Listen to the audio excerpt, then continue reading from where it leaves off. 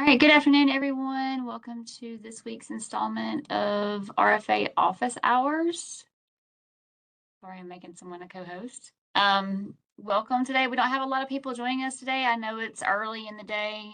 Probably afternoon works better for most people, but we wanted to make sure we provided several different options for meetings. And so today is just going to be like our normal office hours. We're just going to open the floor to anyone who has any questions about the RFA. I have a few email type, some questions that came in via email that I could share with you guys. But I just want to open it up for everyone first to see what questions you have first. And then if we need to, then I can fill the time if, I can ramble if I need to about other things that have come up in the past week since we last met. So the floor is open. You're welcome to either put your question in the chat or you can unmute yourself if anyone has any questions.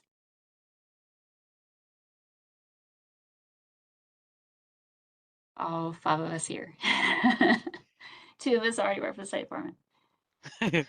And the other ones are very seasoned. So I'm just on here to hang out and listen, just so okay. if anything kind of, I don't have any specific questions, but maybe something will trigger questions. So, Okay. I do have a question about the memorandum of understanding between the superintendent and the principal, I guess, about Okay. the form With Form 3. So yes. you want something with the Elmore County Public Schools and the 21st Century Program, which is at the school. Right. Okay. So this is something that we notice a lot of other states do, and so we Mhm. decided to add it this year. Because of issues that have come up throughout the year with, for example, a school being forced to move like their summer program to another location, and that's not the way it was written in their grant. So really the whole purpose of this is for you guys to kind of work out some detailed information about the site and things that are going to be offered so that there's not questions down the line, or things not being allowed that if the conversation had been had from the beginning, it wouldn't be an issue. So like what space is going to be, what space are we planning to use? Are we going to be provided with a dedicated closet or area for us to keep our materials and supplies that's lockable? Things like that, that we would like for you guys to make sure that your district will agree with, because those things have come up in the past where they get Stuff the like data program. sharing and all that, like the Yeah, the assessment data, scores. Okay. absolutely. Do you Any want the kind of length to be detail. 4 years or do you want it to be 1 year? You can do the grant for it for 1 year, but you can put in there, there's like a place like halfway down, maybe a little bit further halfway down that first part, page that talks about how you could renew it for up to, I think we uploaded an example, I believe, on the website, but I would say because it's going to be a 4-year grant, then you could write it for 1 year, but then say it could be it could Renewed be for 4 renewed. Thank you annually? for, yeah, renewed annually for, I would say, I guess up to 3 years since it's a 4-year total grant. Gotcha. Yeah. So that's really what that's about.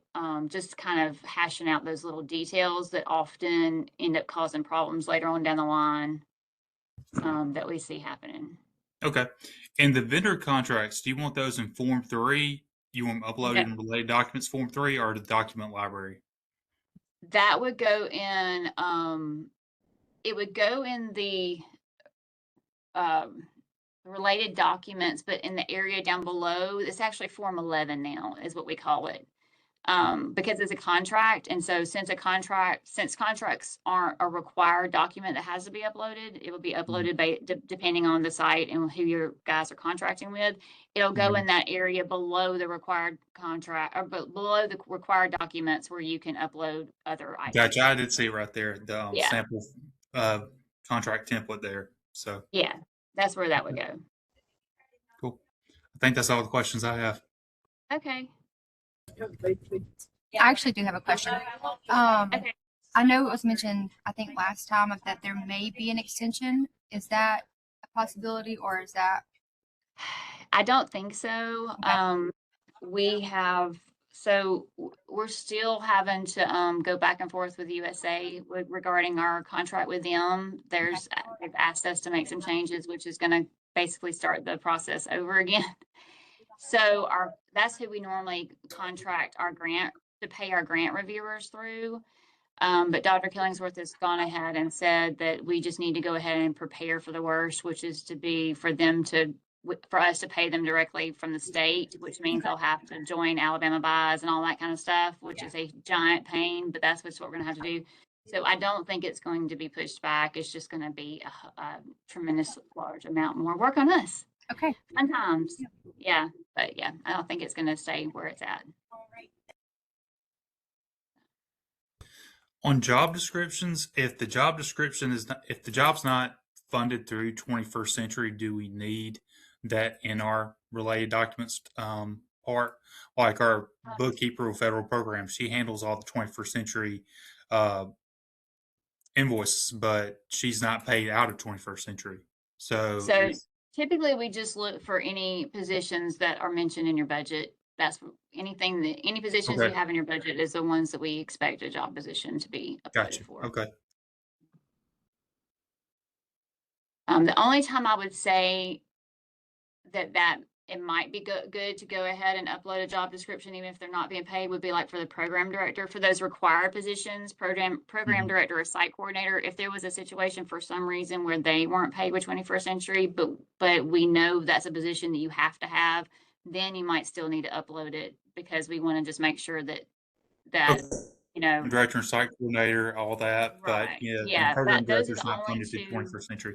Yeah, those are the only two positions that we say are required. So that would be the only ones that we would want uploaded. Because I'm not doing data entry again this year too. So we're putting that as a role with the site coordinator. Okay. Yeah, that's totally up to you guys.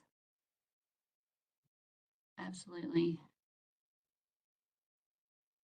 Can't believe we don't have more people. Okay. How many people are applying for the grant, do you think, this time? I wish Melissa was here, because she's been keeping up with the intent to apply. I think the last time I spoke with her, it's like 90 sites is what we're thinking, around that area. Okay. Last we looked, those were the ones who put in an intent to apply. So some of them may back out, and there may be some people that apply that didn't put in that. So I'm thinking it's going to be around the 90 to 100, like it was last time. That's about how many we had. Well, I think we actually had more than that last time. So I don't think it's actually going to be as many as last time, but still a good number.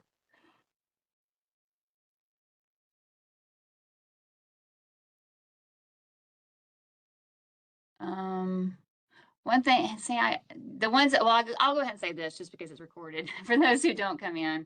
It's going to be information that a lot of you already know, but we've had some issues come up with grant writers. I don't think any of you use grant writers, but some people who may watch the recording may use a grant writer. We just want to make sure that everybody understands that if you hire a grant writer to write your grant for you, first of all, make sure you don't pay them with 21st Century funds to do that. That's just a federal regulation. You can't do that. But just make sure that that someone at the district level is reading what they're putting into the application, and that they are putting things in there that you are willing to do and that you're going to be able to do. We've seen, and we're really, this is something that we should be checking all the time, but it's just kind of, there's not enough hours in a day to do everything. But we're going to have to come up with a way to check to make sure that people are actually doing what they put into their grant. Because that's a federal regulation, a federal rule is that if you put it in the grant, that's what you're supposed to do. Now there are situations where that could be modified or that could be amended, but it's supposed to be, unless you get permission from the State Department, like written permission to make a change to what you put in your grant, you're supposed to do what it says that you're going to do.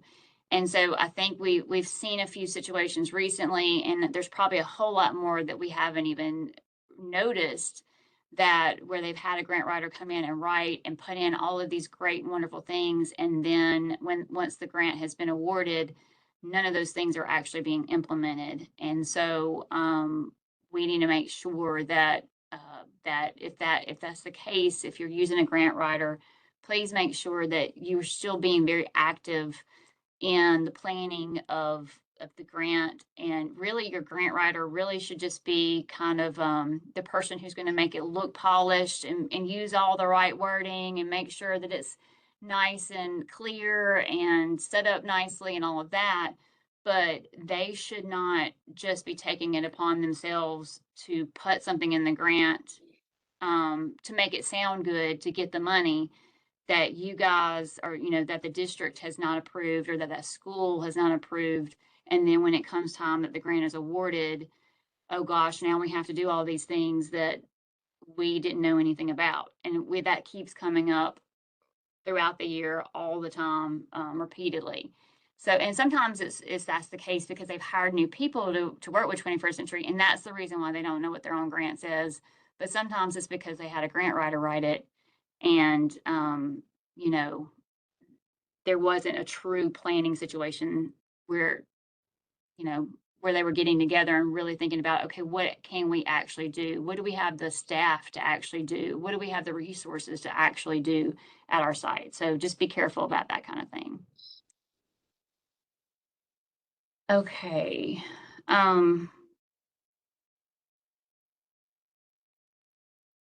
Sorry.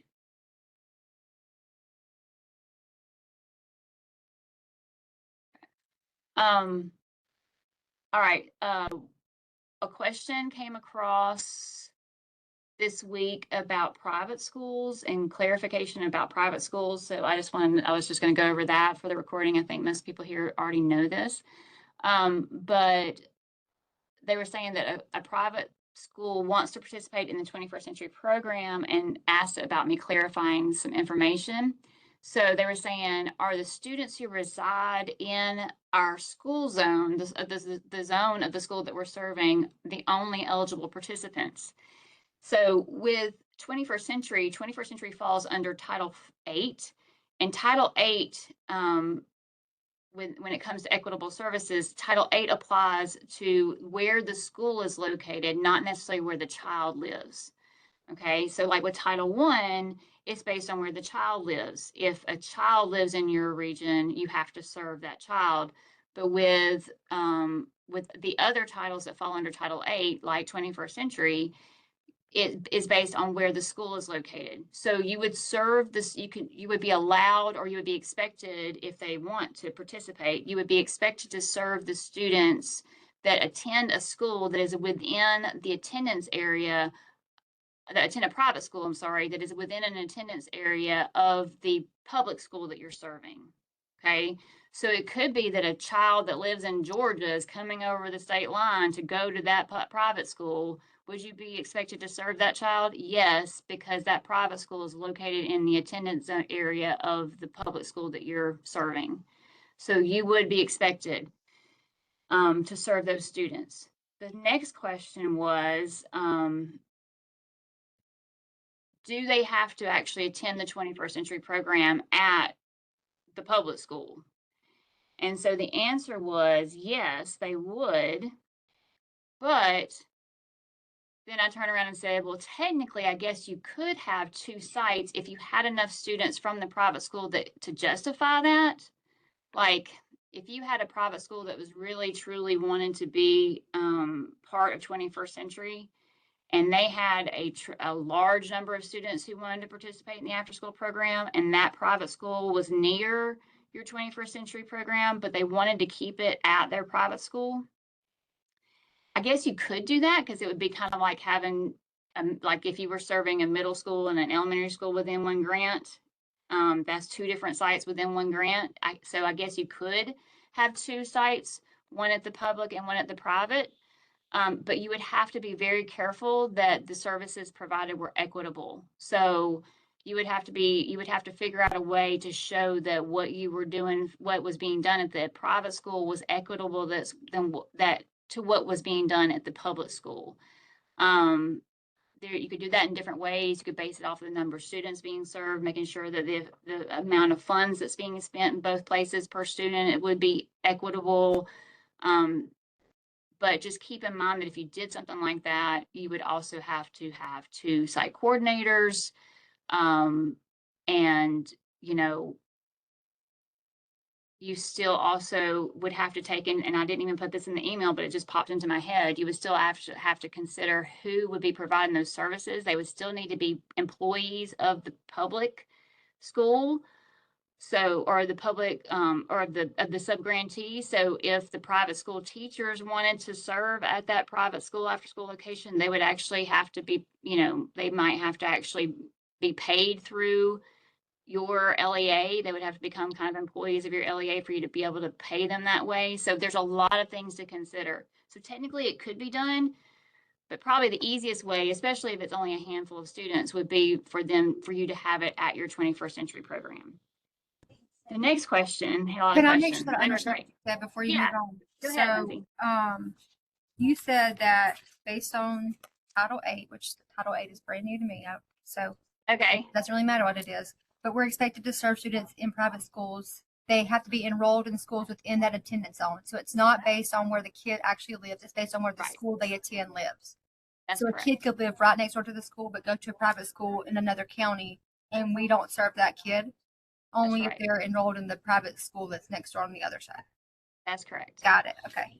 That's so Title VIII, that applies to basically all titles except for Title I. Okay. Title I is the only one where it's based on where the child lives. And we're probably doing that, but our federal programs director handles the private school consultation. So Okay. that's something that I'm not as familiar with. I know we do it, and I know we have meetings, you know, I think once a semester or whatever, but just want to make sure that I understand that. Yeah. Okay.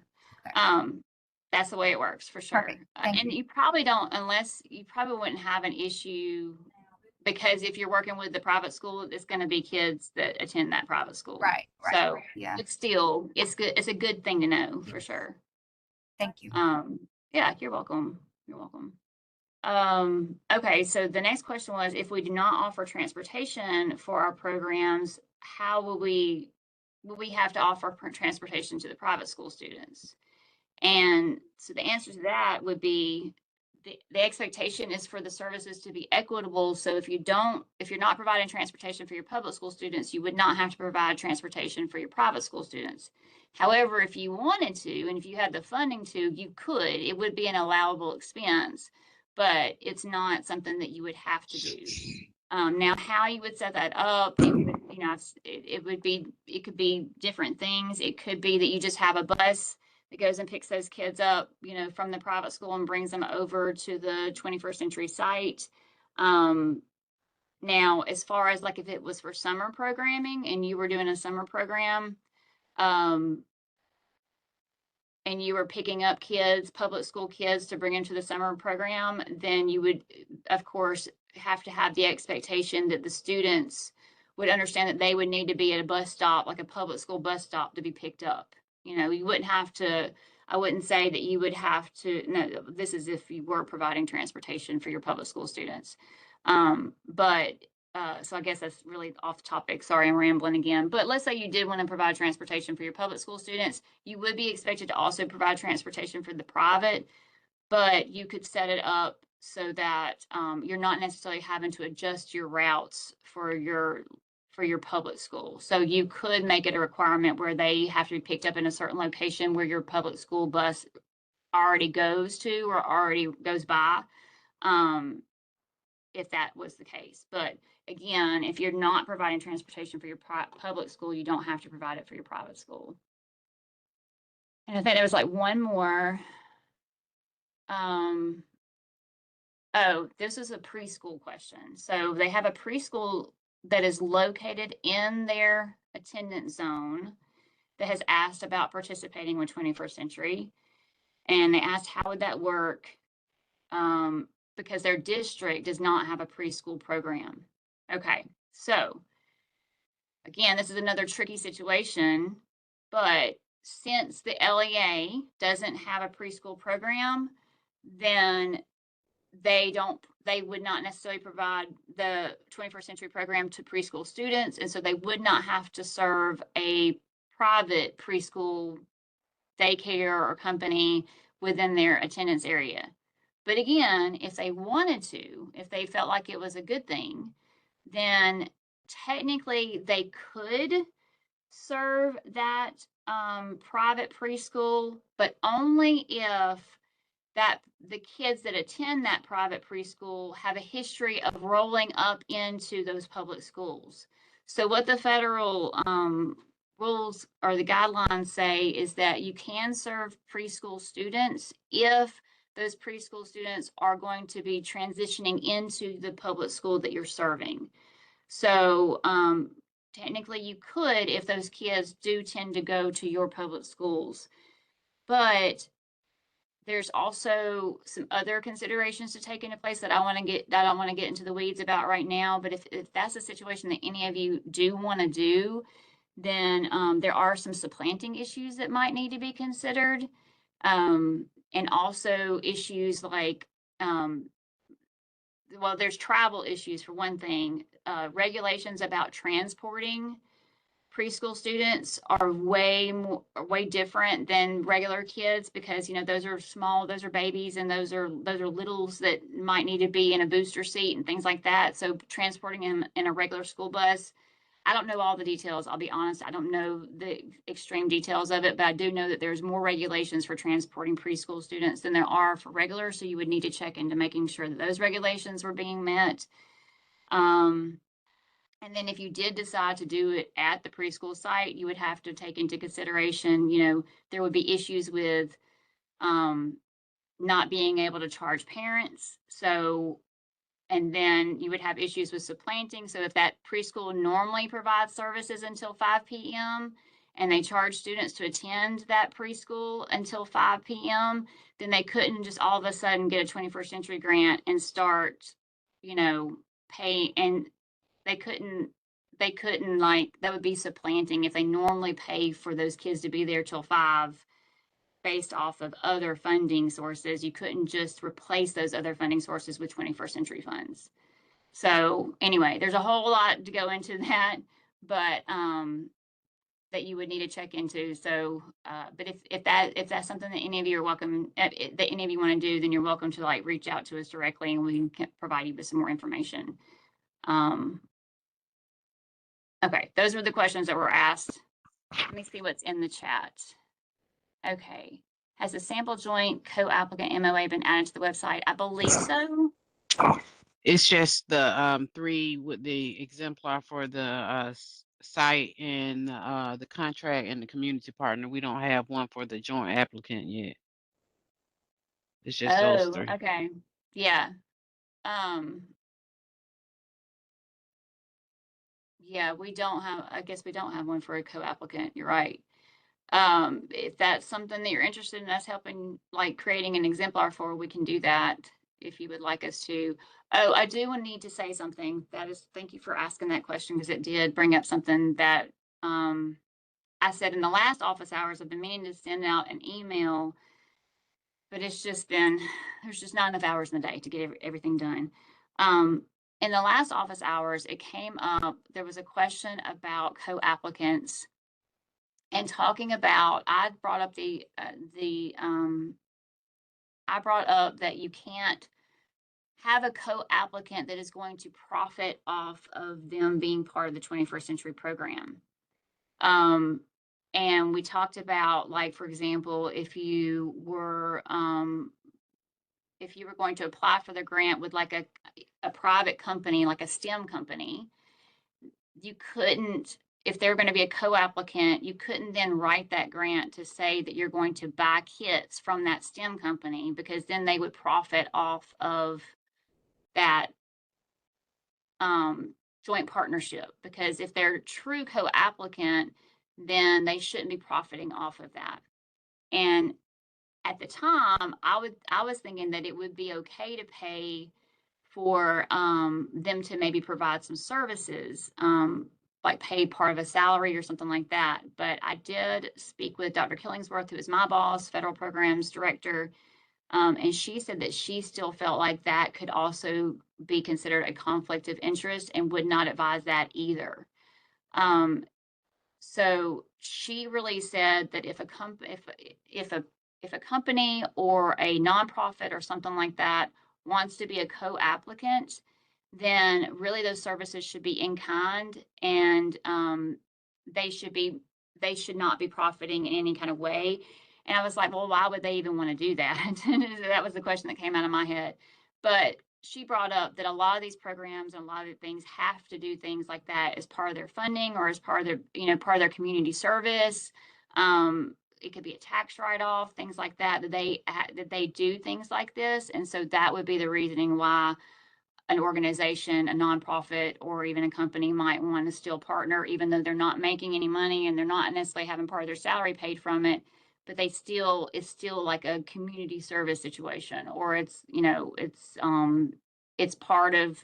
maybe part of their platform that they're going to provide so much community service as part of their company. And so that would be the reasoning behind it. So I just wanted to make sure I clarified that, because I don't want there to be any issues with, because of something I said, with, I'm drawing a blank, with conflict of interest. So, okay, let's see what other questions have popped up. Okay. Can you send me a copy? Okay. Oh, thank you, Jennifer. She just mentioned that first class pre-K requires seatbelts, and board policy could be an issue. Yeah. So that's another thing to definitely take into consideration. All right. Is there a limitation on the number of sites an external evaluator can support? We don't currently have a limitation on that.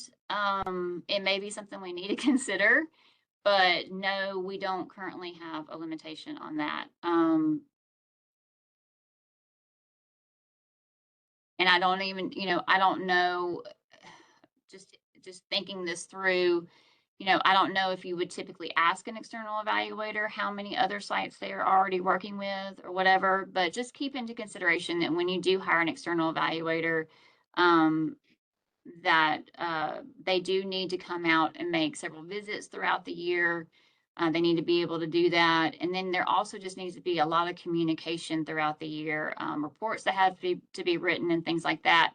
And if they don't do what they're supposed to do, it actually badly reflects upon you. So just make sure that when you're hiring an external evaluator, they are experienced.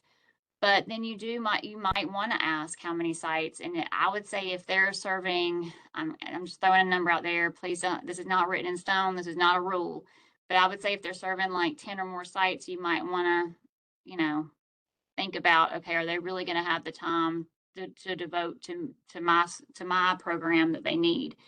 Not to say they can't handle more than that. I think some probably could. Some maybe not so much. Some may need to have way less than that. So it just depends. You know, and then make sure they have actual experience with like data collection and reading data and collecting data and understanding how to take data and actually see if your program is successful or not, because that is something we are going to try to focus more on coming, over the next couple of years. We're going to try to get better and better at having sites really look at their data and us looking at data, because again, that's another federal requirement, is that we are supposed to be looking at whether your programs are successful or not. And if they're not successful, try to help them get successful. And if we can't get them successful, we're supposed to discontinue the funding. So that's something that we've got to get better at as well. So. Amanda, you Thanks, have a Amy. hand raised. Oh, okay. Go ahead. Clint, go ahead. Hey, I just didn't want to interrupt. Oh, go ahead. So yeah, I'm Clint Free with Common Ground Troy. We're a first-time applicant, and we are we are a nonprofit, so we're considered a CBO. Okay. And I spoke with you or I spoke with Miss Carla yesterday. And I think Dr. Taylor from our federal programs called you, Amanda, to get some clarity on some things. Okay. I still don't have good clarity on that. Okay. And I'll kind of explain the situation just a little bit. So this is our first time applying. We're a CBO, and we are applying for Charles Henderson Middle School. Mhm. So historically, our sixth grade has been at our elementary school, but now we're joining to all together to be a true middle school. Okay. In the 2026-2027 school year. Okay. And I found out yesterday that another person is applying, and I still did not get clarity if they're applying as a CBO or a LEA to the same school. Okay. And Dr. Taylor really didn't have clarity on that either. And Ms. Carla, I think you said that someone had pulled an application possibly for Troy City Schools. So my biggest thing is I didn't want to get all the way to the end, and I've already got my signatures and everything for the Right. application, but get all the way to the end and then both get disqualified. Okay. So the Sorry, phone I know that's a call, lot. no, you're good. So I think I know what one you're talking about, and please excuse me. I've been getting so many phone calls lately that I get things mixed up sometimes. But I believe, do you primarily serve boys with your I program? only serve males 6th, 7th, Okay. and 8th grade. Okay, so that's what was explained to me yesterday by Miss Taylor. She called and said that you would serve only boys, and then the other CBO, I think it's a CBO that is wanting to partner with them, would only serve girls, and asked if that is okay, and that would be okay, because even though you're going to be serving the same school, one of you is going to you're serving a different population of students. So one of you Yeah. focuses on serving males, and one of you focuses on serving females. And so that would be okay for you to do that. And I'm assuming you would be picking these up and taking them to another location. The only thing Yes. I could think of is if you're both trying to have the program in the same building, that might be a issue. But No, if we have our own building. transporting, yeah. And another thing is I still don't have clarity if the other person is writing for the whole school or writing for just the females. That's what I was told yesterday, is that theirs would be just to serve females. Yeah. And so like the biggest thing for me is if I am serving that that one population of males 6th, 7th, and 8th grade, Mhm. you know, if there is any clarity that needs to be on our end, I'm still working on the application now. So my biggest thing is I didn't want to get it done and then this other Yeah, person apply yeah. and then disqualify us both. Right, So and that I used to know be a this. rule. Yeah, it did used to be a rule. We even had a rule that if a CBO and an LEA both applied to serve the same LEA, they could be disqualified. That was before I came on board.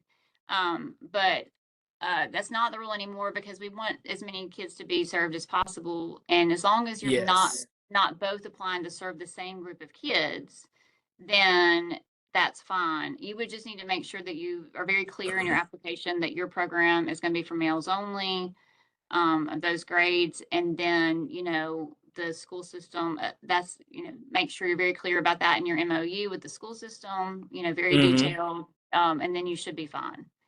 As Okay. long as, yeah. And that's what the school system told me on the phone yesterday, is that your program would be just for boys, and the other CBO is just for girls. So as long as that's the Yes. case, that should be good. Okay. Awesome. All right. Thank All you. right. And Okay. then I'm not sure if Janie or Doc- Angela had your hand up next. yeah, Angela, do Me. you? How you doing? Greetings, everyone. Amanda, same thing, first time writing the application. My question comes around, well, first let me start. Thank you so much for responding. So that helped a lot Yeah, when I good. had my meeting with the Oh, those are private your school. questions. Yeah. Okay. Yeah. But I also had a question with regards to the private school consultation form. On it, it states that once I sign it, it's saying the name of the site. So should I list, because right now the private school is filling out, we did a needs assessment. So right now they're filling it out to determine what students, but I don't know what grade levels, because we're writing 4 different applications. So the form you're turning in to us right now is just a document saying that you've reached out to your private schools, and they are or are not interested in participating. That's all that we need to know at this time. once you do, if you do get the grant, then you can move forward with actual consultation and actually planning what services they need to provide. Now, I will go back. Let me go back again and say this. You do need to find out from them. You're right. You do need to find out from them what their needs are for your needs assessment portion. And so you do need to have that conversation with them and see what the needs of the kids are in that school, and include that as part of your needs assessment. But you don't have to necessarily like, well, I say you don't necessarily have to plan out exactly what you're going to do, but you kind of do need to go ahead and start having those conversations for your budget and things like that. But we don't need you to fill in any more. We're not asking for any more documentation at this time, as far as what your exact plan is going to be with them. Right. My I question don't know if I was answered just your question. because my question, because on the actual form that I have to turn in is asking about the sites. So that's where I was saying in terms of right now, I don't know at this moment Okay. which, based on her number of students, because we are, with our criteria, Yeah. they are Let me pull up that participating. form I again. don't know. So should I just list all the sites that I'm applying for right now, or what does it matter?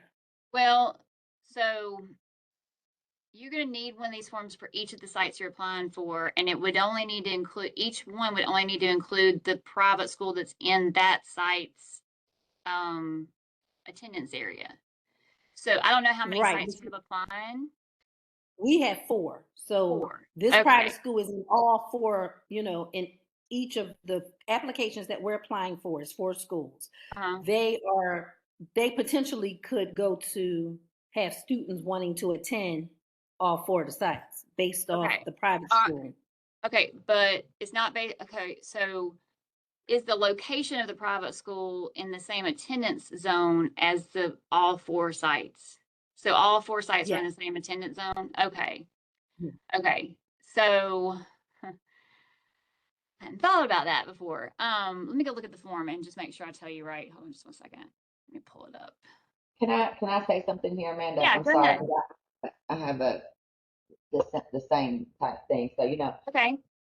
all the So go private ahead. schools are open to because we're all in the same area. So it's the same thing for me here.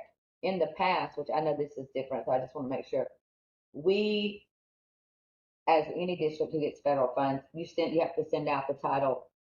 The private meetings, we have those in April. Normally we do ours in April, where you have to have the Intent to a apply. certified mail and all of Yeah. that. So we're having to do both. I mean, that does not qualify here. You want this particular form because Yes. that was this happens prior to when we are having to do it for a new year. So for this upcoming year, we haven't consulted with the private schools yet because that meeting happens in Right. April. You know what I mean? We're planning for the upcoming year when we meet, and so the Yes. application is. So we need to do it this, and of course we still have our meeting, but we have to meet with them separate. Which I'm just going to be honest, is not easy because they're not working on my time. Right. They're working You're on right. their time, and typically the forms that we have to provide to the state or the private school consult, I didn't know if that would be sufficient since you've already discussed that you have 21st century in those same meeting. Okay. If, Yeah. if you don't mind, what I was going to say to your point, yes, I just went on and took the current form and just titled it 21st Century and sent it out to them to just ask if they were interested. And Okay. then I just kind of had a separate meeting with her to go over their interest. And then I shared the needs assessment to figure out exactly what, because we had a chance to discuss the types of programs that we were potentially applying for. Okay. And then from that, she is filling out the information. Right. Okay. So this form is the form that we're asking you to submit for this. is all we're asking you to do is verify that there are private schools within your area, and that they were consulted before the development of the 21st century application. So that is that you've consulted with them, that you've said, what are your needs and things like that.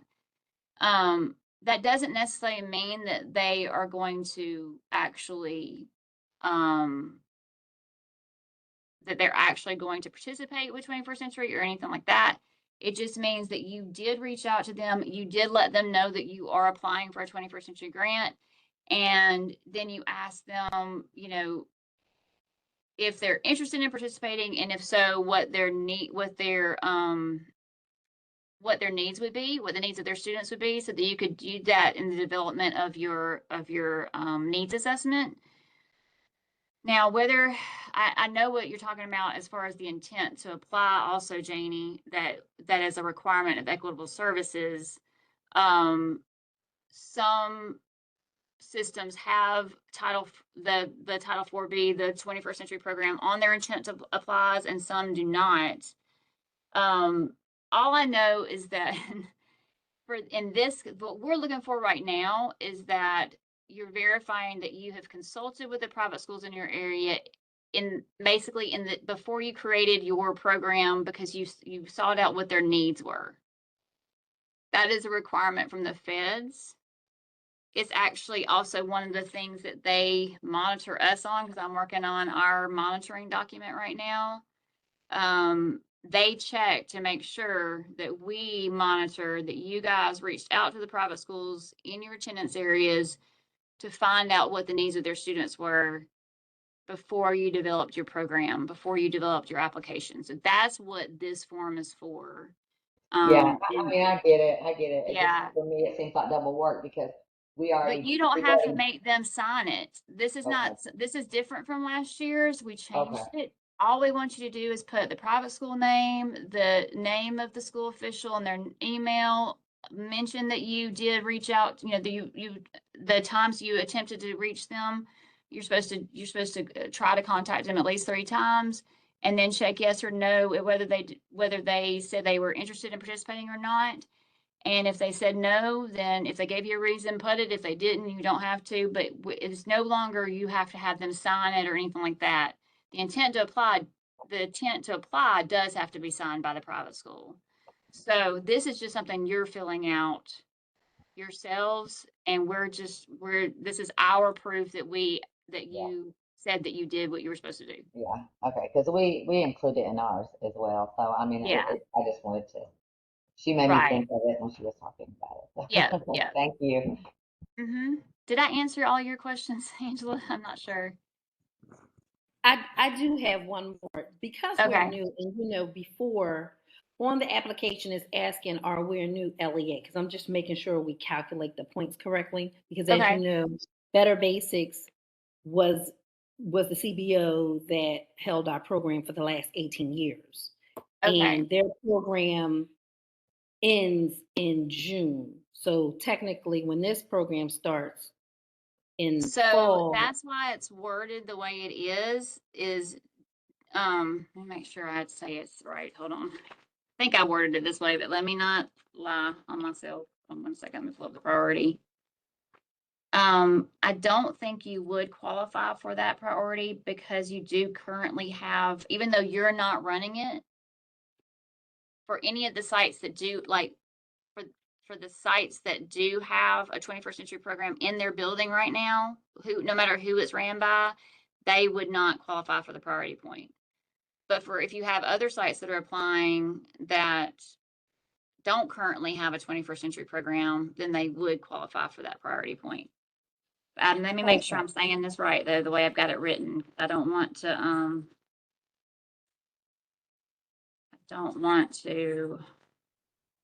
make sure I'm saying it the right way. It's page 8, Amanda. Thank you. Okay, 5 bonus points will be awarded to applicants that propose to serve an eligible school or schools in an Alabama public school district that does not have a 21st century grant in the 25-26 school year. So yes, If they currently have a 21st century program in that building that you're wanting to serve, then they do not qualify for that priority point 5, the 5th priority point. But if you have others, if your other sites don't currently have a 21st century program in their building, then they would qualify for that priority point. Okay. All right. Janie and Thank you. Clint, did y'all have another question? You still have your I hands do, up. only because my Okay. brain is working with Okay. that Join the application club. with the boys and the girls. Okay, so I mean, because I think it's a great idea, and I'm like, that's a really good idea. But at the same time, I'm when you're having to serve the students who are, you know, it's got to be available. I mean, does that not minimize the availability if it's only applicable to females or males? I'm only saying that because I'm thinking it would be Availability. great to do one Oh, for I see what you're EL saying. students. We have a Um, large percentage of EL, so if I could do something that was EL based and exclusive to that demographic, then man, that would make my life a lot easier. So I'm just in my brain right now, I'm trying to think that's a great idea. I really like it. And then I'm sorry, hey, and I'm sorry that I'm asking this question over yeah, there. no, I get what you're saying. Um, that is a great question. That you're right. Because when you're looking at the needs and serving the students and being available, you know, Right. like if you're eliminating, you So I know, a will whole say population of this. people. Right. Um, I'm looking at the grant writing. I know when I first came into this position, we had a CBO who worked in a school district who only served students with special needs. They already had not a 21st century. They already had an after school program where they basically had a bus where they went and picked up kids that had special needs from the different schools in the area and wanted to have a 21st century program for those kids. And so that came into my head. Well, can you do just a 21st century program for just kids with special needs? But I couldn't find anything in the rules and regulations from the feds to say yes or no, whether that's okay or not. I reached out to the feds and asked if that was okay. And it took forever for me to get a response. When they finally did respond, they said that they didn't see any problem with that, with them serving that special population of students. Is it because I mean, is it because they have, you know, The IEPs and they require more support? I mean, you know what I mean? If they're self-contained, I mean, I don't know. I'm just curious because, right. um, It's been like a year and a half. I don't even know if I can find the email. The way we justify our programs, I'm very interested, Clint. I like this idea Yeah. very much. yeah, and see, we're an all male program, anyways. But not just for this 21st century program.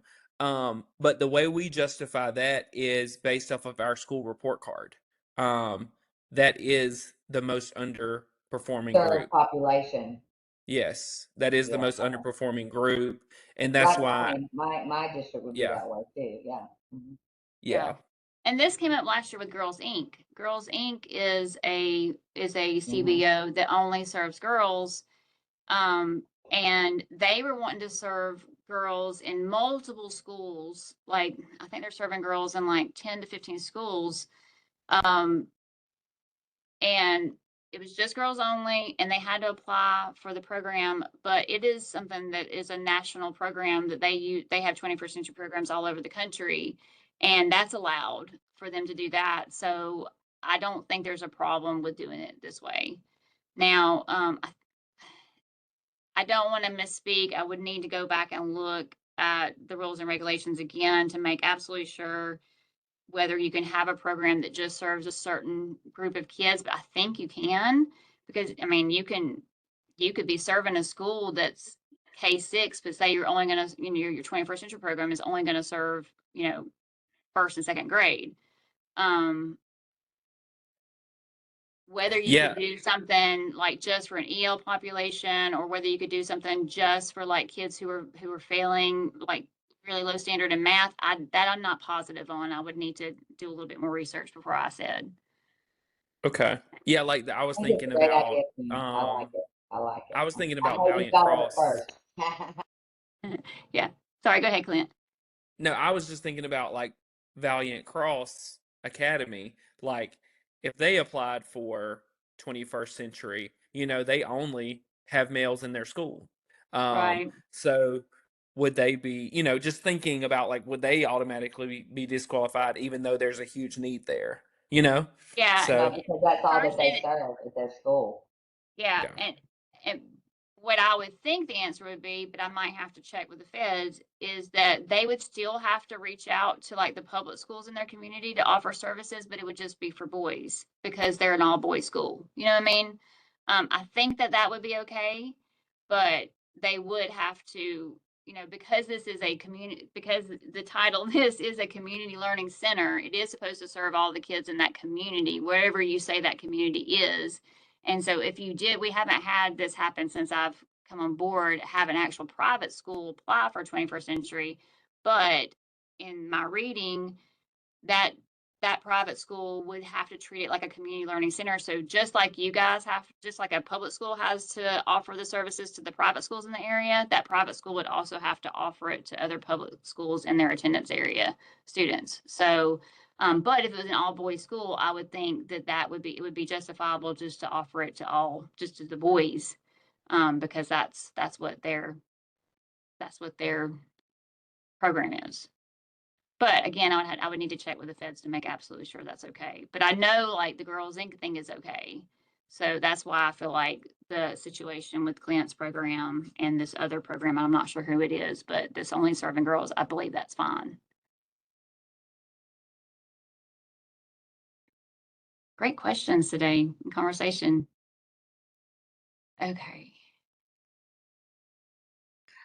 Hey, Amanda, one thing that I asked you about, someone called me yesterday about the LEAs who had previous cohorts. They weren't sure about the dates. And I Right. think maybe some people who may be watching the recording may later on need to know that Yeah. about how they need to list that in their If application.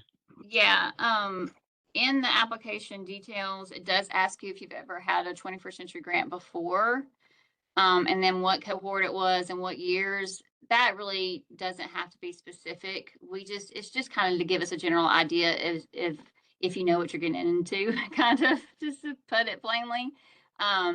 If you know the cohorts and the years, that's great. But if you know that there was one like 5 to 10 years ago, but you can't remember the exact cohort or the name, then that's fine. You can just put that. It doesn't have to be specific. And I mean, just for clarity around that, because Better Basics ran the programs here. I would Would just say, what I would that say fit for into Better yours, Basics? I would say, yes, I would say that there was a program at this school, but it wasn't ran by us. It was ran by Better Basics. Yeah. Okay. Yeah. That would just be real clear. It's always better to put too much information than not enough. Okay. In most cases, I would say. Okay. One other question I did have, and you answered it, it was with regards to the private school. So in this case, our program, we don't provide busing only because we didn't provide it for the last 18 years because just the shortage on the bus drivers, just Okay. the way it is. Yeah. So in that situation, if the private school doesn't have enough students to have their own program, how would we cross that road with the I would transportation? say that they would have to figure out a way to get there. To Okay. get their kids there. If you can't afford to do something to bring them over, like to have one bus Like, we're not go by applying, there. because we're Yeah. not applying for the transportation or anything Yeah. because And you don't have we to just, provide transportation at all because you're not doing it for your public school kids. You don't have to do it for your private. But if for some reason you wanted to serve those kids and you had the extra money and maybe you had a bus that goes by there and could pick them up and bring them back, if you wanted to do it, you could. But otherwise, it would be their responsibility to get there. Whether it was, whether it was they, the parents had to bring them over, or they have a private school bus that brings them over, prior to them getting there. What they do, you're not responsible for how the kids get there before your program starts, right?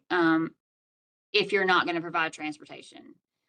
They would be, I would just say, we are happy for the kids to participate, but we don't provide transportation to our programs, and so you would have to get the kids here, and then let it be up to them of how they get the kids there. Okay, and then the next question to that is, if that is the case and they're responsible for transporting, can we set up where there's parameters around attendance? Because again, our program is based on attendance, and say like they're saying we're having 50 kids participate, but Right. the students are not coming. Yes. And you can do that for all of your kids. Again, it needs to be equitable. So some sites very much have a lot more, they have waiting lists and things like that. And so they go ahead, and I would include it in the application for the students when they're going to sign up to be in 21st Century. I would have some sort of wording or paragraph in there that says what the expectations are for students to attend. And that's up to you, what you want that expectation to be. But I do know there are some sites that do have an expectation that the kids will attend so many hours or so many times a week or so much a month, or they may be booted out of the program and replaced by someone who's on the waiting list. Okay. Yeah. So you could have those. You do need to have the exact same standards for the private school, rules and standards for the private school kids as you have for your public school kids. Okay. Because it's all about being equitable. Yep. Thank you so much. You're very welcome. People keep trying to call me, so I'm trying to make sure that there's something important. Okay, never mind. Okay. All right. I don't see any other questions in the chat. Carla, it seems like you sent me some other questions that I didn't get a chance to answer, but maybe it was about something else. It was one was about the culinary arts, but in the says the culinary arts says something says I went no. to go. It was right before a meeting, and I went to go look at that.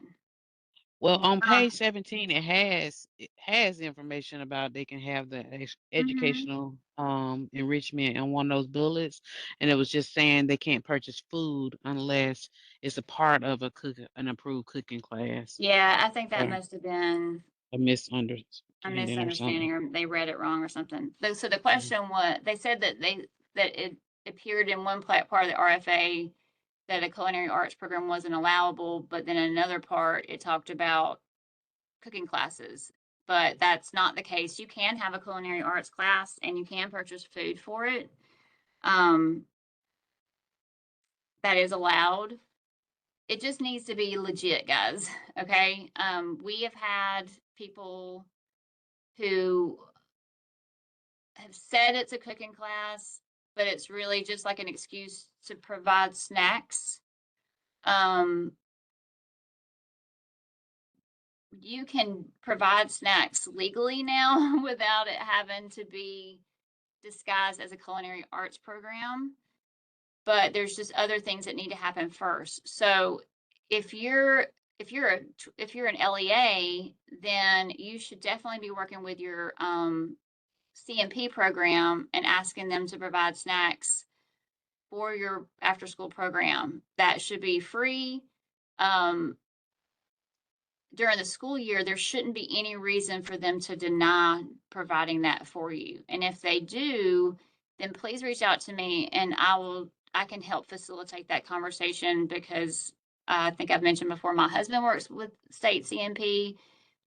He knows all the rules and regulations with their CMP program. And so we can kind of help facilitate that conversation. But during the school year, there shouldn't be a reason why they wouldn't help provide snacks.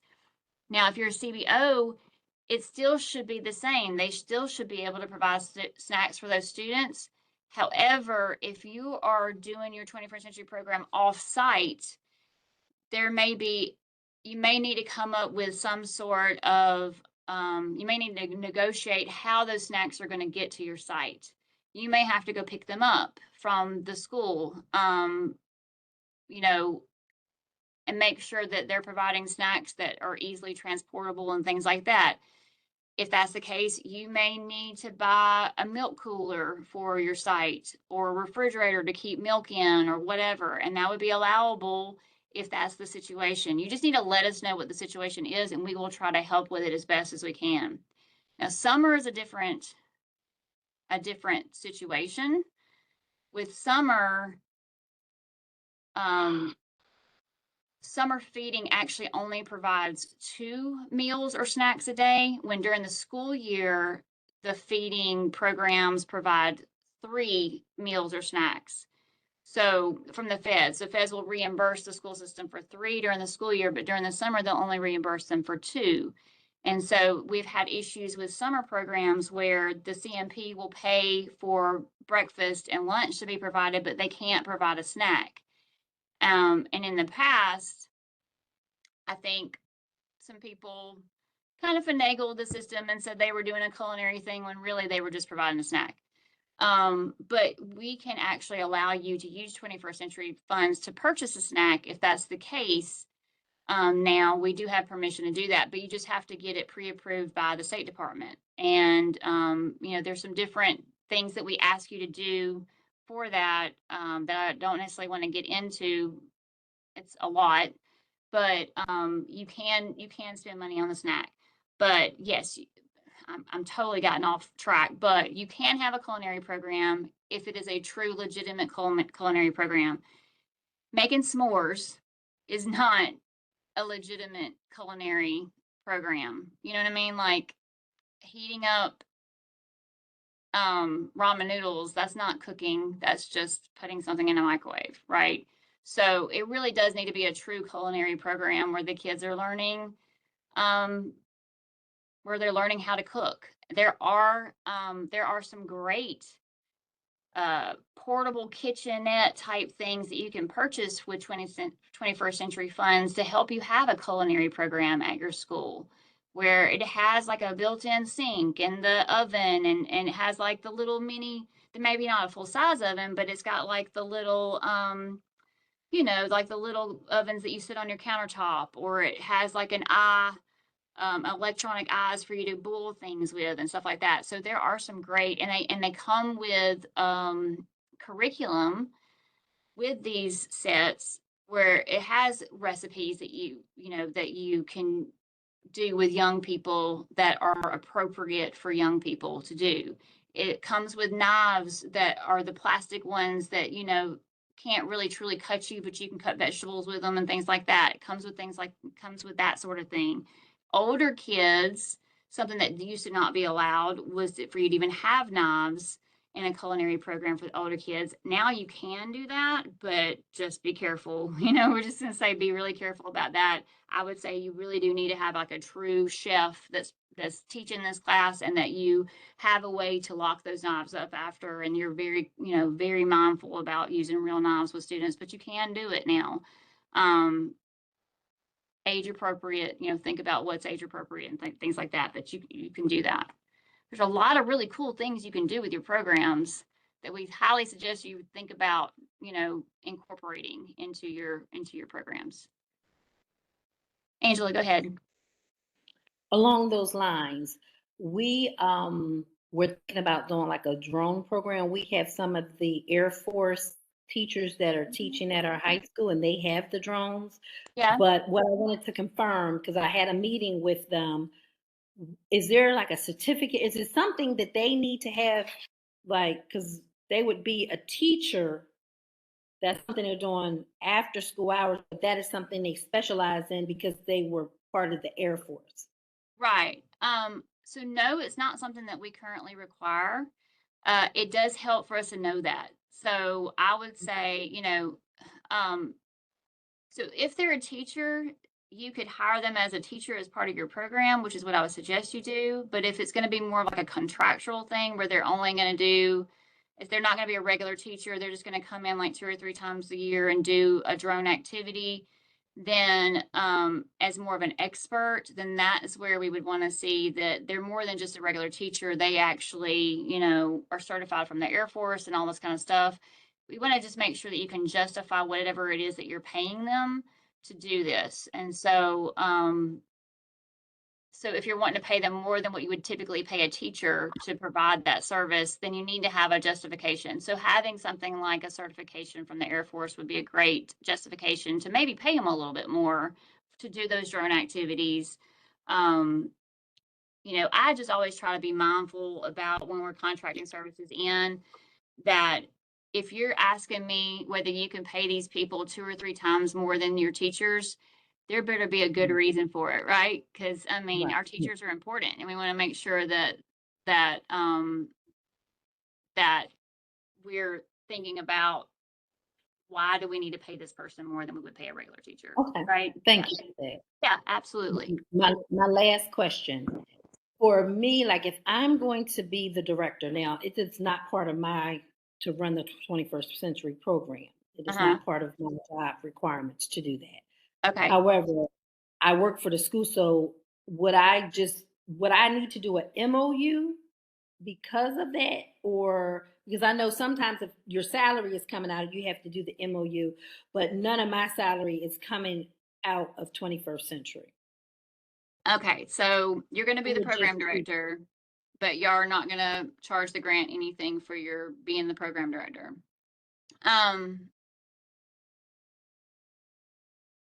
Like not I'm just necessarily. I mean, no, I'm just being paid like say like for 8 hours a week to kind of Right. oversee, but it'll be site and this is directors. just going to be That's part about of your it. job, We're right? not hiring like a full time or anything like Yeah. that. If you're not going to charge the grant anything, we're not going to ask to see an MOU. We would want to see it if like part of your FTEs was going to come out of 21st century. So let's Yeah, say you're a no, program no. director and they want to say No. that 0.2 of your FTE is your full-time salary is going to come out of 21st century, then we would want to see the MOU. But if it's none of it is the- coming out, then that's not something that we're going to ask to see. That, and that's Okay. wonderful that your school system is willing to do that. So that's great. Yes. Okay. Okay, Clint, I'm not sure if you raised your hand again or if it's just still up in the air from before. No, I did. Okay.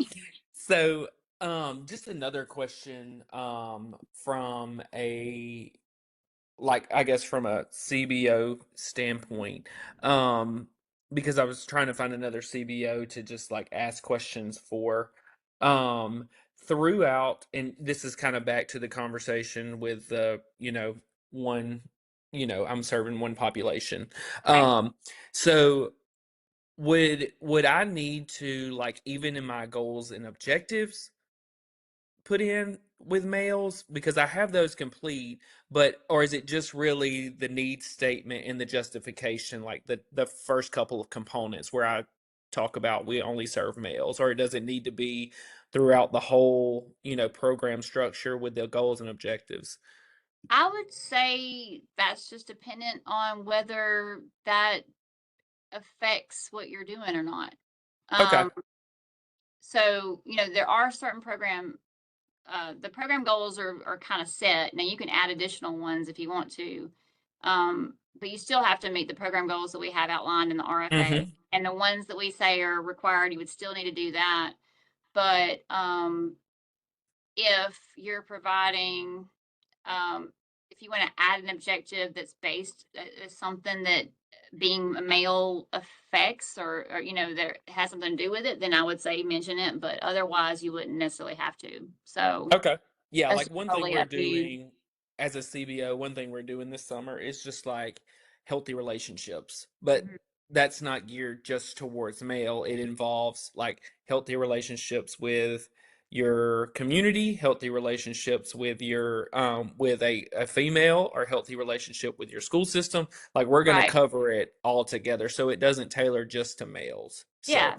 I was just wondering. But So I could see if you were having an objective, and I don't even know how this would be worded, but if you were going to focus on like what it is to be a man, you know what I mean? yeah. Like, Yeah. I Yeah. don't know how a better way to say it, but Yeah. opening doors for, just social expectations of a man or whatever. If you wanted Yeah. to do that, then that I would say that would be geared towards males, right? Okay. you could do something like that. But otherwise, unless it has something to do with them being a male, you don't necessarily have to mention that. Okay, awesome. Thank you. You're welcome.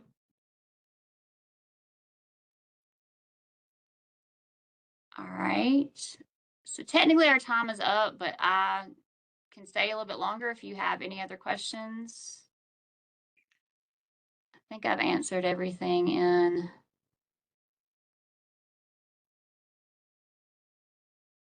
I covered it in last office hours. So Jennifer, you had asked about, I don't know if she's still on here. She isn't, but I can email her if you Okay. want me to. So. Right. I know I sent all the exemplars I went over in the last meeting I sent to Kelly to upload, so it should be there if it's something we went over. Yeah, those are the ones that you sent to us. She has uploaded those 3 there. So Okay. those 3 are there. Okay.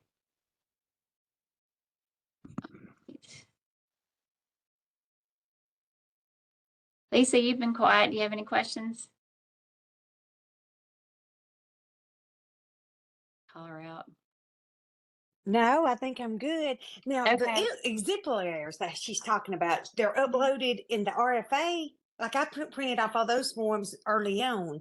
Has something No, changed there?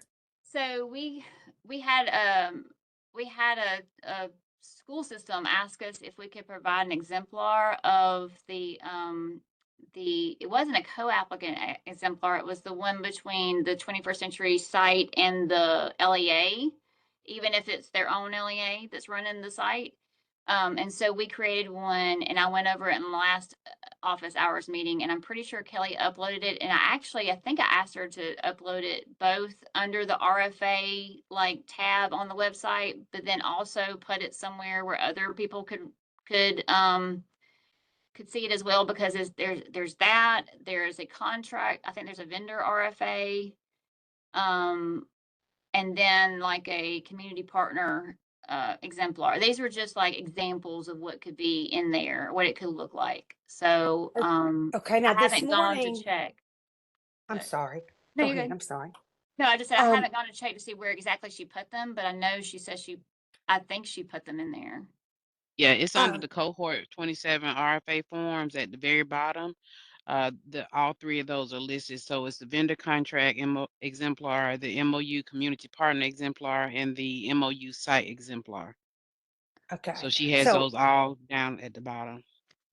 so this morning I had the superintendent sign the MOU that his secretary and him and all of us had come up with of just the regular MOU that is posted under related documents. And we put down what he's going to do and what we're going to do and all that. So that's okay, right?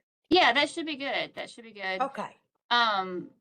Some people were just asking why they needed to have that, because we already have like the principal certification form and the superintendent certification form. And so I just went over like the reasoning behind having an MOU also, and what kind of details could be in there. It's not any requirements, but like it's more like detail, like the little things that we get calls about all the time throughout the year. We have a 21st century program at this school, but they won't give us a closet. They won't give us any closet space to put our equipment, to store our equipment in. Things like that, that if they had put it in an MOU from the beginning, it wouldn't be an issue now. So it's just like stuff Definitely. like details like that, let's go ahead and think about what classrooms we're going to use. Let's go ahead and think about where's our storage space going to be. Is there a classroom that we can have this dedicated 21st century to set up an esports program that's going to be locked during the school day, but we can use it in the afternoon? It's just stuff like that. What playgrounds we're going to have access to. Just we've had schools come back, the principal from a school come back and say they want us to pay for part of their electricity bill because we're using their building in the afternoon. Well, that's not going to be an allowable thing. That's actually, it's a little bit come out of indirect costs, but anyway, it's just conversations like that need to occur so that everybody kind of understands what the expectations are, I guess, ahead of time. Thank you. Yeah, Hey, no Amanda, problem. I just got an Hey. email from someone concerning the advisory board. The Okay. question was, does every partner have to provide a person to serve on the advisory board? If not, can I take that section off the MOU? Oh, yeah. So, yes, let her know that any of the bullets that are in the MOU that are in italics can be removed.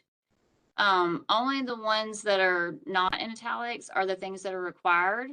So now I would say a joint applicant would definitely need to be part of the advisory board, but if they're doing an MOU with a community partner, they don't have to serve on the advisory board. So yeah, they need to remove any bullets that don't apply and add additional bullets to provide details of what they're actually going to be doing.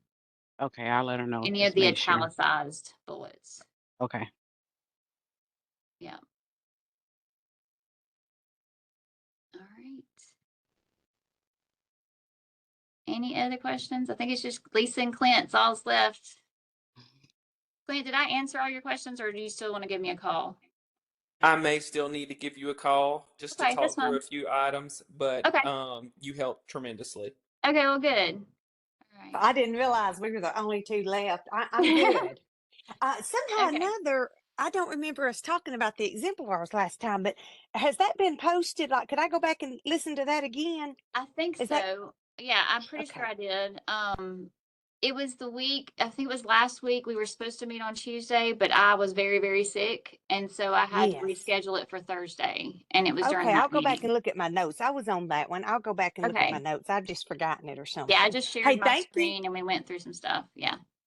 All right, no worries. All right, well, I'm going to go ahead and end the thing and y'all have a great day.